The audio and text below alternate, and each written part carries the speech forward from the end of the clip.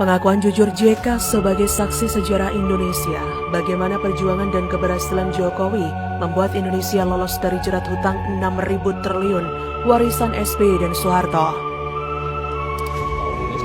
Memang sedikit baik setelah ada teks amnesti, ada tebusan 93 triliun. Tapi hutang ini kan akumulasi selama puluhan tahun. Kalau perlu kebijakan perpu, ya perpu saya keluarkan. Kalau perlu perpres saya keluarkan.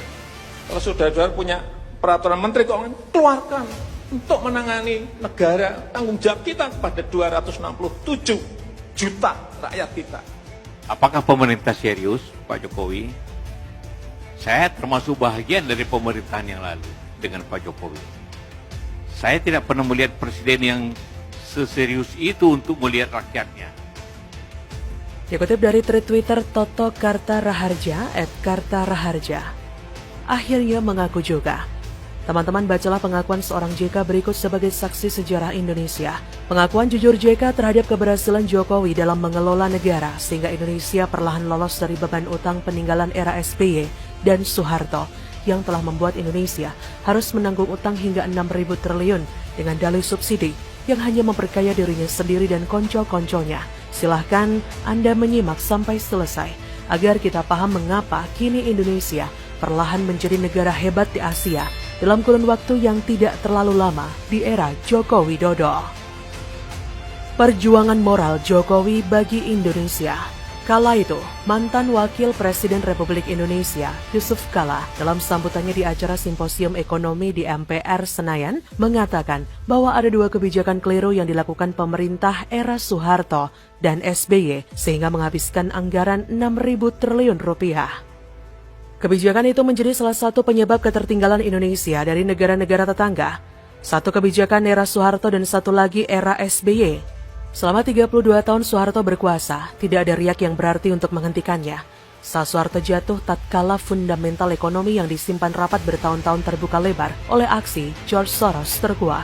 Nyatanya 10 tahun kita menyimpan data busuk dan kebohongan.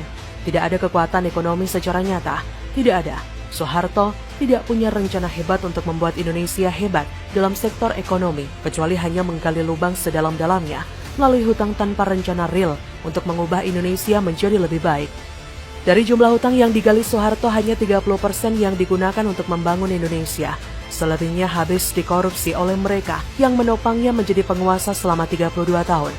Akibat kebijakan yang diambilnya sebelum jatuh adalah menandatangani LOL dengan IMF sebagai blank check yang harus diselesaikan oleh rezim setelahnya.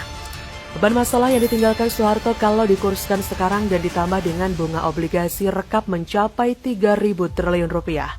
Era Habibie, Gus Dur, dan Megawati merupakan era tersulit bagi kita untuk berdamai dengan kenyataan. Indonesia dinyatakan sebagai negara insolven. Semua financial resource tertutup, pemasukan lebih kecil daripada pengeluaran. Kehidupan politik tidak jelas. 6 tahun proses transisi dari legislasi era Soeharto kepada era reformasi seakan waktu terpanjang dalam sejarah. Selama itu tidak ada pembangunan real, negara stuck.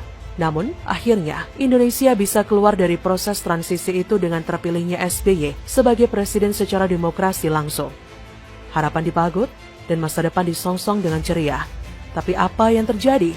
Selama 10 tahun SBY berkuasa untuk mempertahankan kekuasaannya, dia membakar uang sebesar 3.000 triliun untuk subsidi.